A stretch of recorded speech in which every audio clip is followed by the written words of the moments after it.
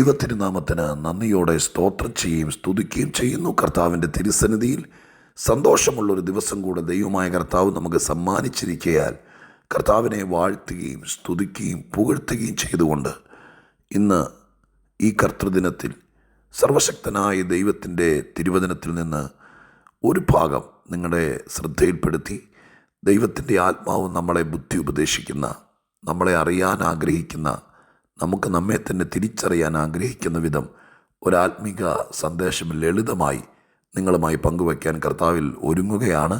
നിങ്ങൾക്കെല്ലാവർക്കും യേശുക്രിസ്തുവിൻ്റെ ധന്യമുള്ള നാമത്തിൽ ഈ അനുഗ്രഹീതമായിരിക്കുന്ന ദിവസം പ്രത്യേകമായിരിക്കുന്ന സ്നേഹവും വന്ദനവും അറിയിക്കുന്നു.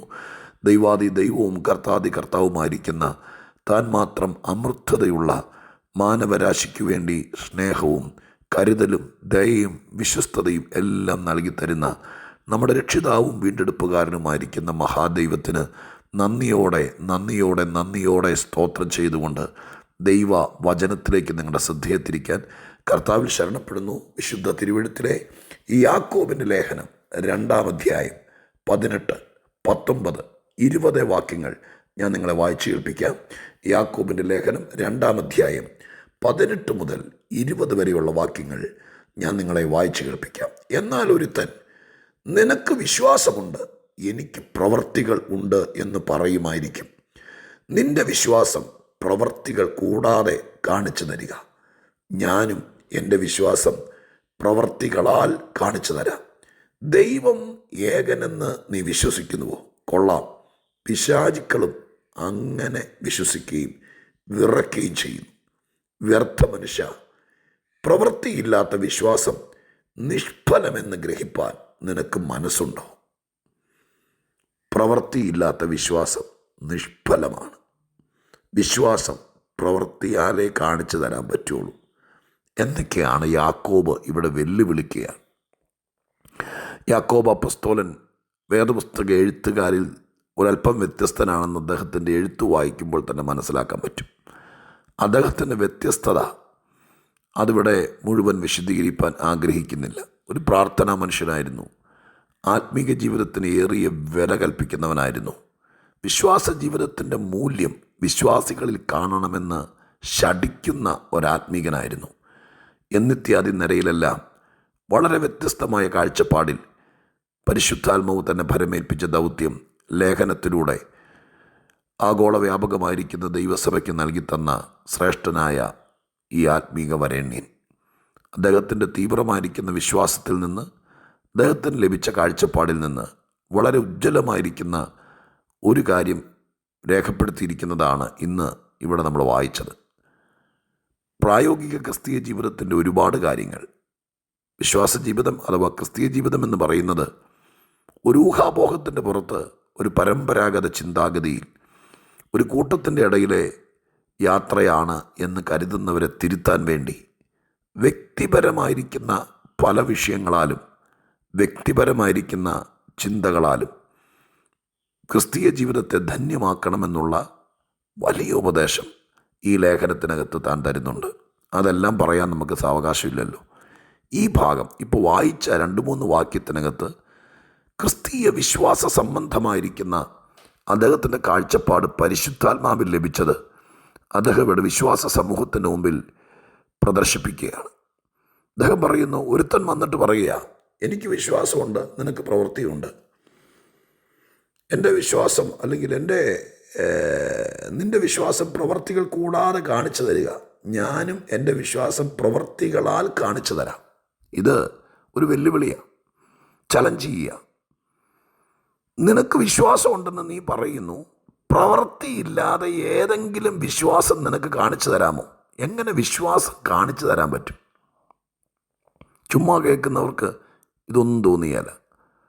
പക്ഷേ ചങ്കും മനസ്സും കണ്ണും ബുദ്ധിയെല്ലാം തുറന്ന് ചിന്തിക്കുന്നവർ ഒന്ന് ചിന്തിച്ചു നോക്കുക. വിശ്വാസവും സ്നേഹമൊക്കെ ദയയും കരുണയൊക്കെ ഇത് കാണിച്ചു തരണമെങ്കിൽ പ്രവൃത്തികളിലൂടെയേ പറ്റുള്ളൂ. എനിക്ക് നിന്നോട് സ്നേഹമുണ്ടെന്ന് പറഞ്ഞാൽ പിടികിട്ടിയാല. സ്നേഹം പ്രവൃത്തികളിലൂടെ കാണിക്കണം. ഞാൻ ഭയങ്കര കരുണയുള്ളവനാണ്, ഞാൻ ഭയങ്കര ദയയുള്ളവനാണ് എന്ന് എല്ലാവരോടും പറഞ്ഞുകൊണ്ട് കഥയില്ല. നീ കരുണയുള്ളവനും ദയയുള്ളവനാണെന്ന് പ്രവൃത്തിയിലൂടെ അല്ലാതെ എങ്ങനെ കാണിക്കാൻ പറ്റും? വർത്തമാനത്തിലൂടെ പറയാൻ പറ്റുമോ?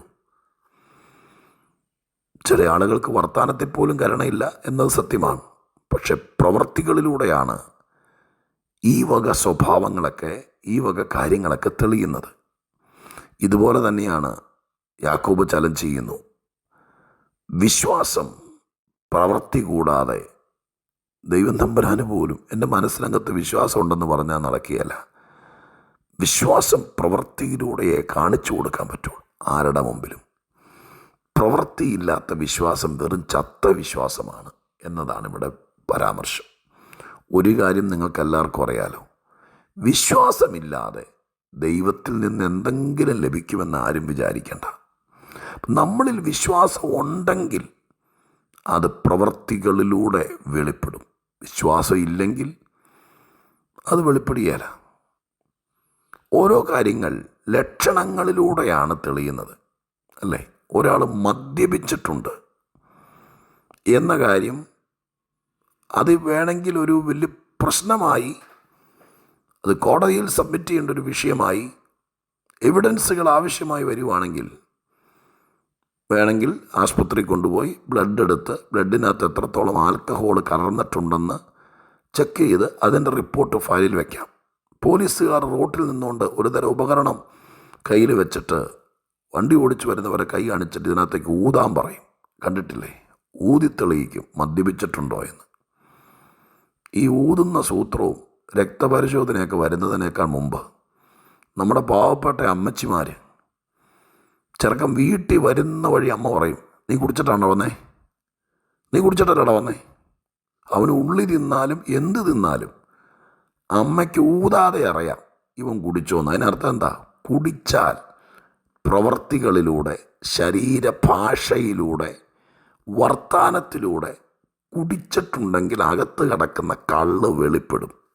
അതിന് ഊതുവും വേണ്ട, രക്തം പരിശോധിക്കുകയും വേണ്ട. പഴയ അമ്മച്ചിമാരോട് ചോദിക്കും. ആളുകളുമായിട്ട് ഇടപെടുന്നവർക്കറിയാം. ഈ മാർഗവുമായിട്ട് ഈ ഭൂമിയിൽ കാര്യങ്ങൾ അറിയാവുന്നവർക്കറിയാം. അവൻ കള്ള് കുടിച്ചിട്ടുണ്ടെങ്കിൽ അവൻ്റെ വർത്തമാനത്തിലൂടെയും പ്രവൃത്തിയിലൂടെയും അത് വെളിപ്പെടും. ഊതുമൊന്നും വേണ്ട. ഇനി ഞാൻ പറയുന്നത് വിഷമിക്കരുത്. മാനസിക രോഗം, ഡിപ്രഷൻ, അങ്ങനെ എന്തെങ്കിലും ചില കാര്യങ്ങൾ, മാനസിക രോഗത്തിൽ തന്നെ പല വകഭേദമില്ലേ? ഈ സംഭവങ്ങൾ ഡോക്ടറെ കൊണ്ട് കാണിച്ചു, ഡോക്ടർ പരിശോധിച്ചു. 1-2 സിറ്റിംഗ് കഴിഞ്ഞപ്പോൾ ഡോക്ടർ ഒരു ഗുളിക കഴിക്കണമെന്ന് പറഞ്ഞു. പക്ഷേ നമ്മളെന്തുകൊണ്ടാണ് ഡോക്ടറെ അടുക്ക് കൊണ്ടുപോയത്? നമുക്കെന്തോ ലക്ഷണങ്ങൾ ആ പ്രവൃത്തിയിൽ നിന്ന് മനസ്സിലായി, ആ പെരുമാറ്റത്തിൽ നിന്ന് മനസ്സിലായി. അതുകൊണ്ടല്ലേ? അപ്പം ആദ്യം പിടികിട്ടിയത് ഡോക്ടർക്കല്ല, കൂടെ ജീവിക്കുന്നവർക്ക് പിടികിട്ടി എന്തോ പ്രശ്നമുണ്ടല്ലോ. ഈ മയക്കുമരുന്നും ലഹരി പദാർത്ഥമൊക്കെ ഉപയോഗിക്കുന്നതും ഇങ്ങനെ തന്നെയല്ലേ? അതുപയോഗിക്കുന്നവർക്ക് അതിൻ്റെ ആ സമയമാകുമ്പോഴത്തേക്ക് പ്രവൃത്തി കൊണ്ട് വെളിപ്പെടും. ഓട്ടിസം പോലത്തെ രോഗം കൊച്ചു കുഞ്ഞുങ്ങളാണ്. ക്ഷമിക്കണേ, ആരും വേദനിക്കരുതേ. കുഞ്ഞുമടിയിൽ വളർന്ന് കുറച്ച് കഴിഞ്ഞപ്പോൾ ഡോക്ടർ പറയുന്നതിനേക്കാൾ മുമ്പ് വളർത്തുന്നവർക്ക് മനസ്സിലാകാൻ തുടങ്ങി. ഇതെല്ലാം എങ്ങനെയാണ്, ആർക്കാണ് ആദ്യം പിടികിട്ടിയത്? ലാബോറട്ടറിയുടെ പരിശോധനയ്ക്കല്ല, കോടികൾ മുടക്കി പഠിച്ച് ഒരു സീറ്റിലിരിക്കുന്ന ഡോക്ടർക്കുമല്ല, കൂടെ ജീവിക്കുന്നവർക്ക്, വളർത്തുന്നവർക്ക്, കൂടെ നിൽക്കുന്നവർക്ക്, പെറ്റ അമ്മയ്ക്ക്, ഇവർക്കൊക്കെ ആദ്യം പിടികിട്ടി ഇങ്ങനെ ഇങ്ങനെ ഇങ്ങനെ പ്രശ്നങ്ങളുണ്ടെന്ന്. ഇത് തന്നെ ഇത്രയും ചിന്തിച്ചാൽ മതി. മറ്റേത് ഏത്? വിശ്വാസം ഉണ്ടെങ്കിൽ കൂടെ ജീവിക്കുന്നവർക്ക് പിടികിട്ടും ഇവൻ വിശ്വാസിയാണെന്നും ഇവൻ എത്രത്തോളം വിശ്വാസം ഉണ്ടെന്നും. അതാ യാക്കോബ് പറയുന്നത്. നീ ഒരു സത്യവിശ്വാസിയാണെങ്കിൽ, നീ ഒരു സത്യക്രിസ്ത്യാനിയാണെങ്കിൽ, നീ ഒരു ദൈവപൈതലാണെങ്കിൽ, നീ ഷട്ടയിൽ എഴുതി വയ്ക്കുകയൊന്നും വേണ്ട. നീ കർത്താവിൻ്റെ ദാസനാണെന്നറിയാൻ വേണ്ടി നിൻ്റെ പോക്കറ്റിനകത്ത് പ്രത്യേകിച്ച് സിമ്പലൊന്നും കുത്തിക്കൊണ്ട് നടക്കണ്ട, ബാഡ്ജൊന്നും കുത്തണ്ട. മനസ്സിലാവുന്നുണ്ടോ? എൻ്റെ ഒരു അഭിപ്രായത്തിനകത്ത് വേഷഭൂഷാദികൾ പോലും വേണ്ട. നമ്മൾ വിശ്വാസിയാണോ എന്ന് നമ്മുടെ പ്രവൃത്തിയിലൂടെ തെളിയിക്കണം. എങ്കിലേ ദൈവപ്രവൃത്തികൾ നടക്കുകയുള്ളൂ. പ്രാർത്ഥിച്ചോ പള്ളിയിൽ പോയോ എന്നൊക്കെ ഉള്ളത് അതിൻ്റെ ഒരു ഏറ്റവും താണ ലെവലാണ്. പക്ഷേ വിശ്വാസത്തിന് തന്നെ ഭയങ്കര വ്യത്യസ്തതകളുണ്ടല്ലോ. അല്പവിശ്വാസികൾ എന്ന് കർത്താവ് തൻ്റെ കൂടെ നടന്നവരെ വിളിച്ചില്ലേ? അതിനർത്ഥം അല്പമേ വിശ്വാസമുള്ളൂ. ഈ യാക്കോബ് എഴുതിയിരിക്കുന്നത് എന്താ? നിങ്ങളെ വിളിച്ചത് വിശ്വാസത്തിൽ. 2-ാം അധ്യായത്തിൻ്റെ 5-ാം വാക്യത്തിൽ എഴുതിയിരിക്കുന്നു, ലോകത്തിൽ ദരിദ്രരായ നിങ്ങളെ വിളിച്ചത് വിശ്വാസത്തിൽ സമ്പന്നരാകാനാണ്. സമ്പന്നതയും പ്രവൃത്തിയിലൂടെയാണ് വെളിപ്പെടുന്നത്. വലിയ അരക്കന്മാരുണ്ട്, അറുത്ത കൈക്ക് ഉപ്പ് തേക്കാത്തവർ. അത് അഭിനയമാണ്. സമ്പന്നനാണെങ്കിൽ അവൻ്റെ ജീവിതശൈലി കൊണ്ട് മനസ്സിലാകും. വിശ്വാസത്തിൽ സമ്പന്നനാണെങ്കിൽ അവൻ്റെ ആരാധനയിലും പ്രവൃത്തിയിലും പ്രാർത്ഥനയിലും ഇടപെടലുകളിലും ജീവിതത്തിലും പ്രശ്നമില്ലാത്തത് കൊണ്ടല്ലെന്ന്, പ്രതികൂലം ഇല്ലാത്തത് കൊണ്ടല്ല. പക്ഷെ വിശ്വാസം അവനെ നയിക്കും. ഞാനൊന്നോട് ഉദാഹരിക്കട്ടെ. അകത്ത് ചെന്ന ലഹരിയോ അകത്ത് ചെന്ന മദ്യമോ ആ മനുഷ്യനെ നയിക്കുന്നത് പോലെ, കൺട്രോൾ ചെയ്യുന്നത് പോലെ, അധികം വിശ്വാസം അകത്ത് കയറിയാൽ വിശ്വാസം അവനെ നയിക്കാൻ തുടങ്ങും. നീ വിശ്വാസത്തെ നിയന്ത്രിക്കരുത്. ഇപ്പോൾ നമുക്ക് പലർക്കും അങ്ങനെയാണ്. നമ്മുടെ വിശ്വാസത്തെ കൺട്രോൾ ചെയ്യുക. ഇത്ര മതി. വല്ലവരും അറിയും. ബൈബിളും കൊണ്ട് പോയാൽ അച്ചാച്ചൻ അറിഞ്ഞാലോ? പക്ഷെ വിശ്വാസം നിന്നെ കൺട്രോൾ ചെയ്യാൻ തുടങ്ങുമ്പോൾ നിന്നെ വിശ്വാസം ഭരിക്കാൻ തുടങ്ങും. അപ്പോൾ എല്ലാവർക്കും പിടികിട്ടും ഇവൻ വിശ്വാസിയാണ്. ഇതാണ് യാക്കോബ് പറയുന്നത്. എന്നെ കേൾക്കുന്ന പ്രിയപ്പെട്ടവരെ, ഞാൻ ഈ സന്ദേശം അവസാനിപ്പിക്കേണ്ട സമയമായി. നിന്നെ വിശ്വാസം ഭരിക്കുന്നുണ്ടെങ്കിൽ, നിന്നെ വിശ്വാസം കൺട്രോൾ ചെയ്യുന്നുണ്ടെങ്കിൽ നിനക്കിനി നിന്നെ നിയന്ത്രിക്കാൻ പറ്റില്ല. വിശ്വാസം നിന്നെ നയിക്കാൻ തുടങ്ങും. അതാണ് യാക്കോബ് ആഗ്രഹിക്കുന്ന തീവ്രമായ വിശ്വാസം. ആ വിശ്വാസം അസാധാരണമായിരിക്കുന്ന വീര്യപ്രവൃത്തികളിലേക്കും ദൈവിക പ്രവൃത്തിയിലേക്കും നയിക്കും.